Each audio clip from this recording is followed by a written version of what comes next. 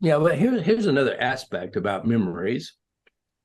As you know, uh, when you call a memory, everything in the memory is yourself. It means if you have an unpleasant memory with dad, your dad inside your head, because your dad doesn't fit in your head.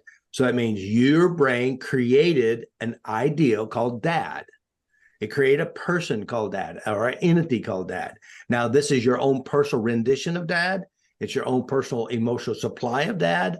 So when you go back to a memory and dad is punching you in the face, who's punching you in the face?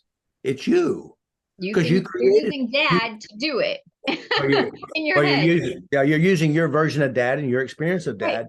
But Dad who's could be, feeling the yeah, punch? Who's yeah, it feeling? feels real. Yeah, Right. it feels real because your brain is making it real. So you may have had a bad experience with dad. The experience of dad is not the trauma. The trauma is what you do within yourself with that experience internally. Yeah.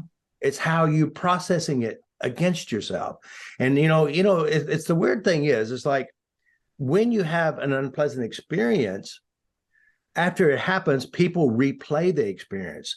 They imagine the experience. They ask questions about that experience. They rehearse it and they imagine, what if it's worse? What if it happens again? And then they create a full theater and they embellish this great experience and then wonder why they have panic attacks or why they're alone. But they said, I hate being alone, but I hate people too. Well, this is interesting because I thought I was the only one that did that. Which one? I mean, I was like, oh no, then he's gonna say this and I'm gonna do that. And like, I thought I was the only one in the world that did that. So it was Everybody. very eye-opening to see like this is normal. I thought, Yeah. yeah. Yeah. Well, it's like, I told you I'm working with this little 14-year-old kid. And of course, they keep taking him to the doctors. He has this horrible fear of throwing up. He's got all these emotional issues and health issues and all this stuff. And then they think there's something wrong, really wrong with him physically. And they keep going to the doctor. They can't find anything. And so I said, well, let me just help him. So we booked a book session, and I just go in and start making adjustments inside of his memories about illnesses and puking, and they couldn't say the T word, throw up. They couldn't say Oh, that.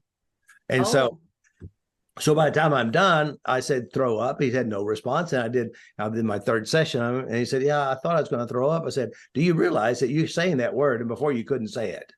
All right. mm, So this yeah. emotional system inside of our head makes us sick because we worry about it. And I said, listen, there's nothing wrong with your health. You're just worried.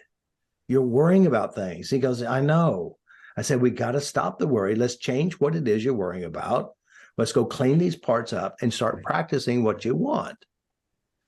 And so that's the key. So again, it's internalization.